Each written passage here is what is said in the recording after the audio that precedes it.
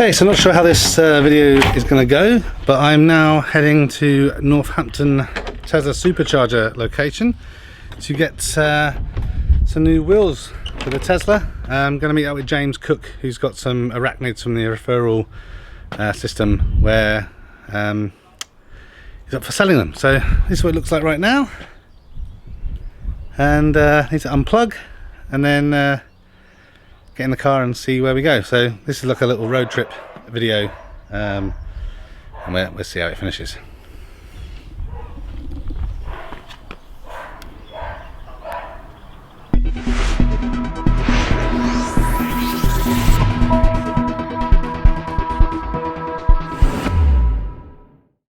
Okay, so I hope this camera angle is working. I didn't have time to quickly test before we set off.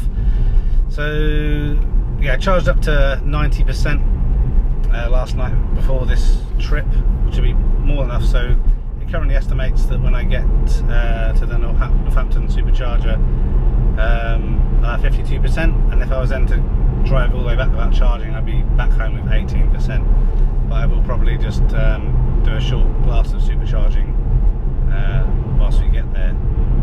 So I mentioned in the video, well, I guess probably the last video, when I got the Tesla, that everything about this car was what I wanted except for the wheels. So originally I wanted to find a Model S that had the 21-inch turbine wheels, and I know that with the larger wheels there's a couple of risks associated with it. One is more prone to damage with potholes and things like that, but in general the roads in the UK aren't that bad, especially not compared, I think, to the US. I think it seems that the US roads aren't as good, so more potential damage.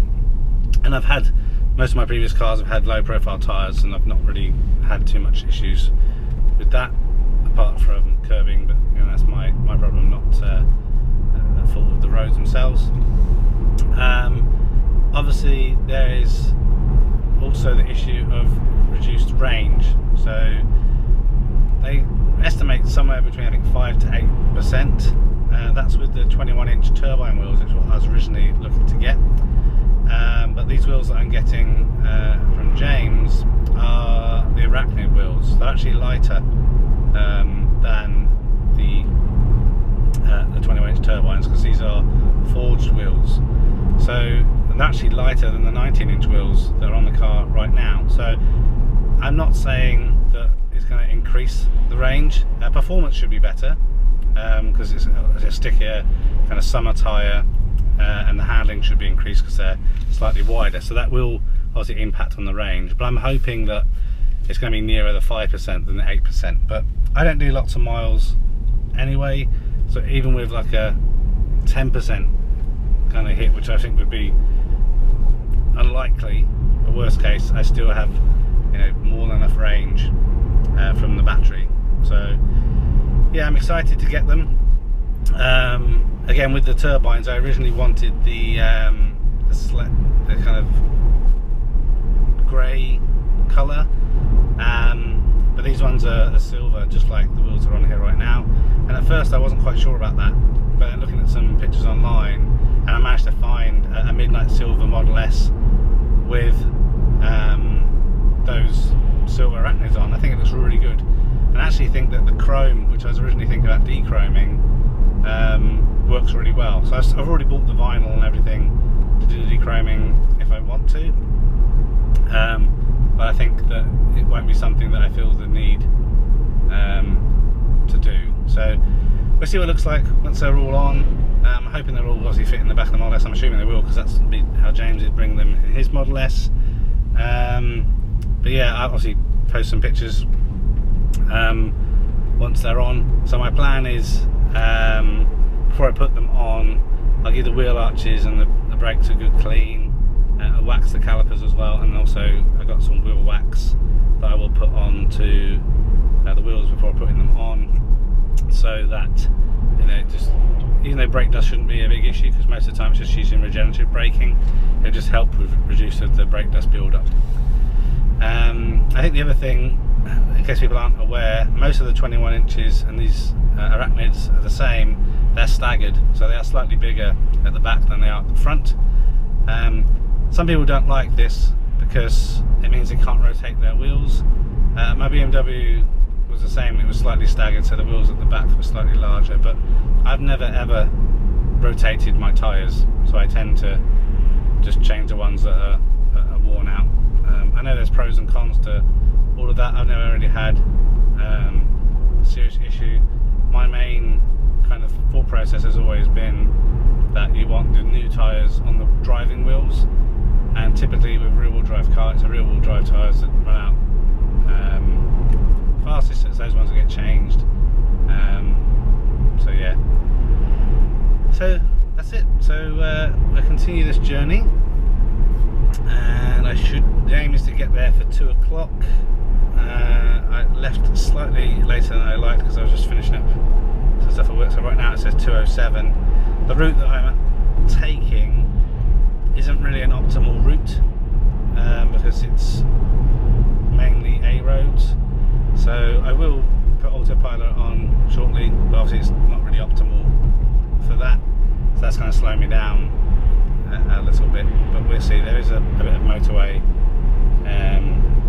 journey towards the end, so I might pick up the pace a little bit and see if we can make up some time, especially because I'm going to be arriving at a supercharger, so should be good.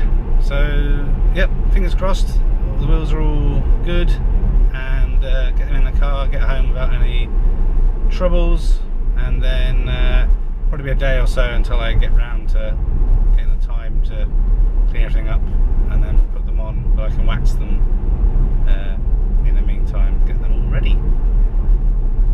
So yeah,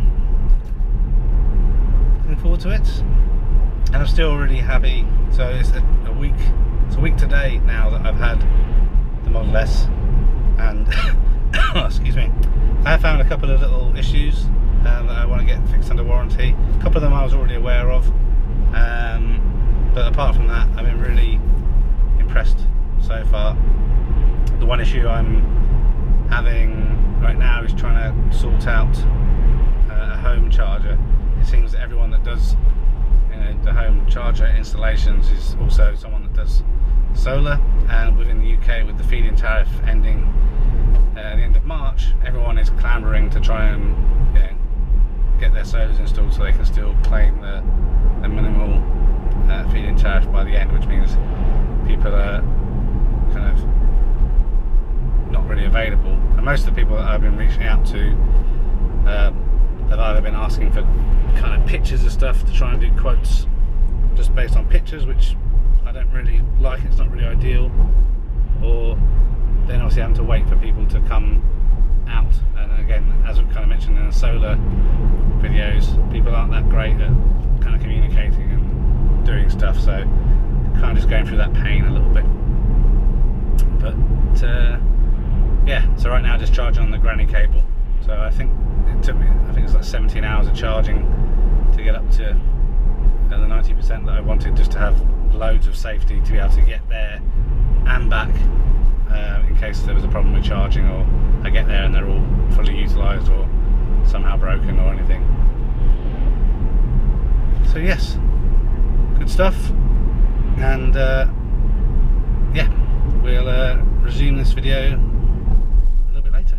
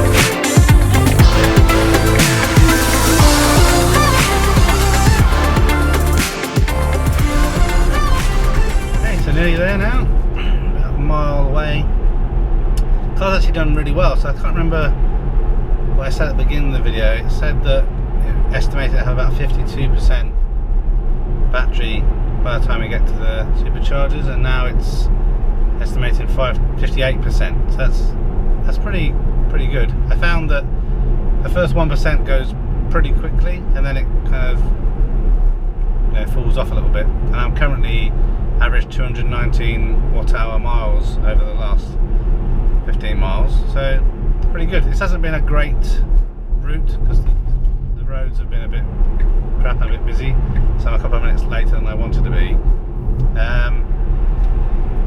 Yeah, it's good. And I used autopilot most of the way, so you're still getting used to how this really works. There was only a couple of situations that were a bit kind of wary, I should say. So it knows that roundabouts are coming up, or well, I should say it knows you're coming up to roundabouts because it starts to slow down, but obviously it doesn't really know what to do with roundabouts. And I don't know if that's because roundabouts aren't really a very common thing in the US, so it hasn't really been kind of programmed into autopilot. And then there was a sweeping bend, a motorway join, where it kind of maintained the speed, and I would have kind of probably slowed down a little bit. So I was a little bit kind of cautious about that. But aside from that, it's been really good. So yeah, it's been a nice little journey out. The second longest journey I've done, really, because the first journey, well, the longest journey I did up until now was back from the getting the Tesla. So pretty good. But let's wait for these lights to go green, and then we're at this Grange Park place, and hopefully, well, hopefully James is there, but hopefully also I haven't kept him waiting too long, because it's not a nice introduction of leaving waiting too long. So we said to be there by 2 o'clock, and it's 2:04, so I am a few minutes later than I wanted to be. But I think I did text him to say I was about 4 miles away, so hopefully he's not too frustrated by that. This isn't really on a services. So I'm not quite sure exactly where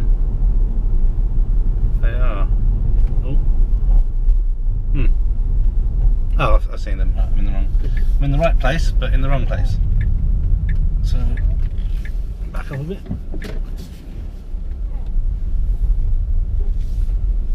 And he's not here yet, I don't think. Nope, that's fine. It's alright, I just hope I'm in the right place.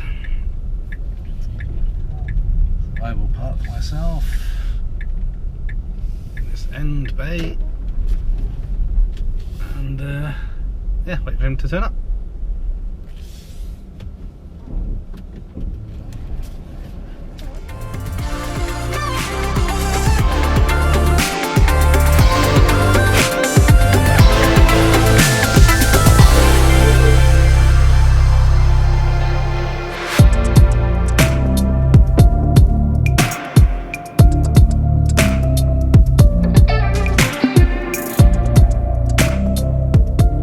Cool, so James and I have just had a quick Coke, and we've transferred the money and transferred the wheels over. So I don't know if you can see them in the back. They all look pretty good. One of them had a little slight mark on, but I think she had to get that touched up, and I'm sure, unfortunately, I'll probably curb one anyway. So check them out fully when we get back. But now I'm gonna head home. So use the supercharger. I'm up to 95%, plenty to get back.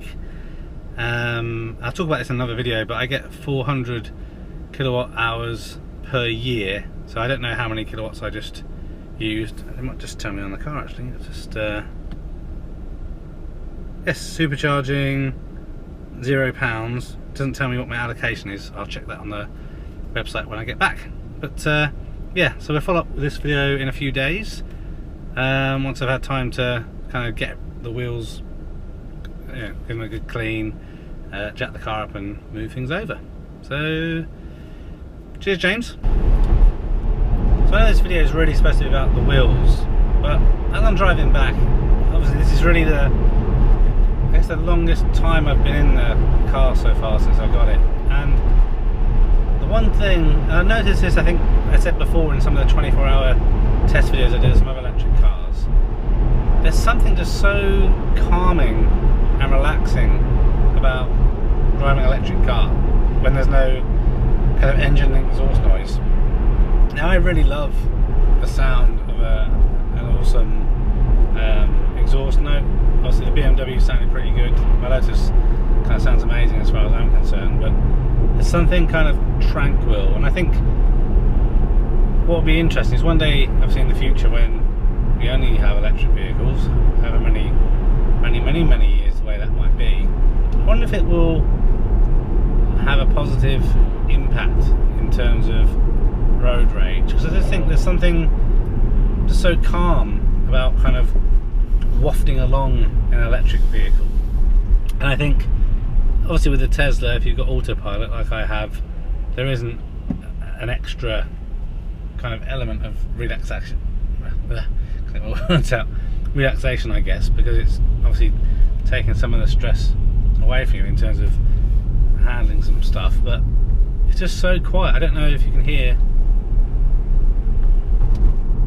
Not too much. I mean, obviously the wheels are in the back, so it makes a little bit of noise as they move around a little bit on the bubble wrap. But yeah, it's so kind of relaxing and enjoyable. Just there's an effortlessness about it that yeah, it's good. It's good. So I think a bit more on the journey home about what I'm going to do with the wheels. So I hope to try and get them on maybe Sunday. I have some time to finish the video. It's Thursday, by the way, today. So hopefully get the wheels on and kind of finish the video on Sunday. I think I was trying to decide whether I will keep the 19-inch alloys or if I would sell them, because they're pretty much immaculate. Obviously there's not much wear on the tyres because obviously the car is still relatively new, not done loads of mileage, but I think what I'm going to do is at least keep them until the winter. So I'll keep them, and then when the weather gets bad, perhaps I'll swap the wheels over, because the 21-inch have Michelin Pilot Sports on them, and obviously that's really a summer tyre, whereas the tyres that are on the 19-inch are more of an all-weather kind of tyre. So again, not a winter tyre, but I think maybe I might transfer back to the 19 inches when the weather gets bad to do two things. One is to be a little bit safer in the bad weather, but also stop the 21 inches getting all kind of messed up with the salt and grime and all the other crud that we get on the roads here in the UK in the winter. So yeah, that's what I'm thinking. Perhaps you've done similar in with your cars. I know people tend to do that if they have aftermarket wheels. So anyway, less rabbiting on. Hopefully next time we transition, I will have put the wheels on, and yeah, you can see the change.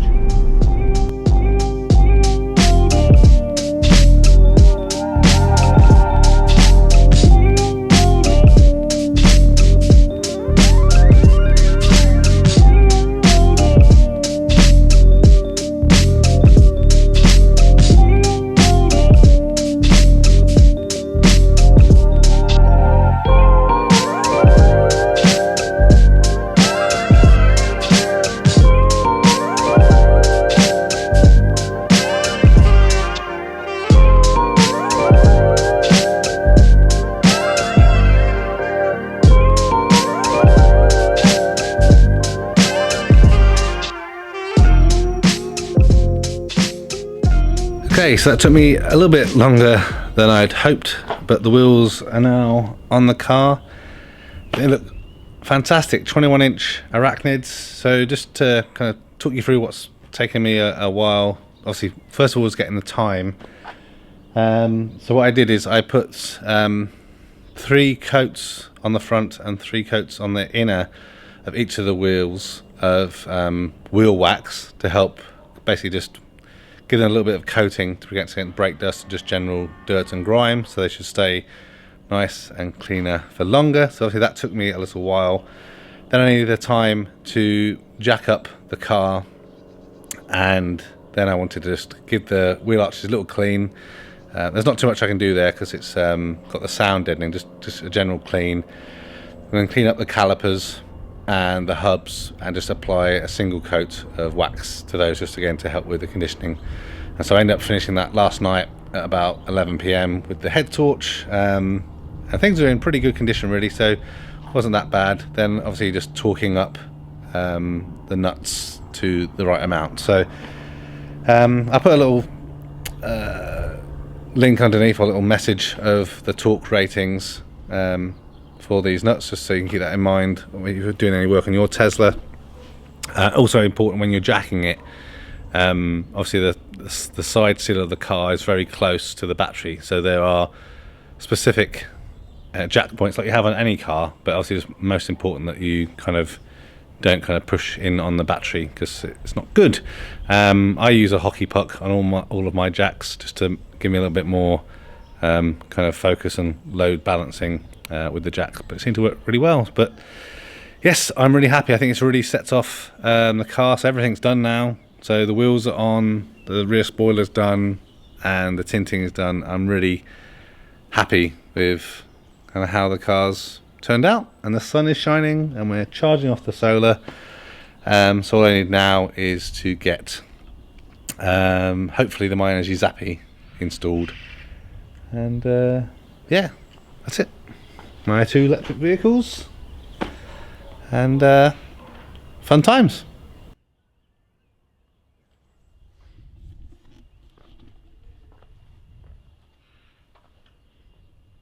Thanks for watching this video. A thumbs up would be really appreciated. If you're interested in other geek type videos, please consider subscribing to Spectrum Geeks. Why not also follow us on Facebook, Instagram and Twitter. And before you leave, why don't you check out one of these other videos that may be of interest. Thanks again for watching.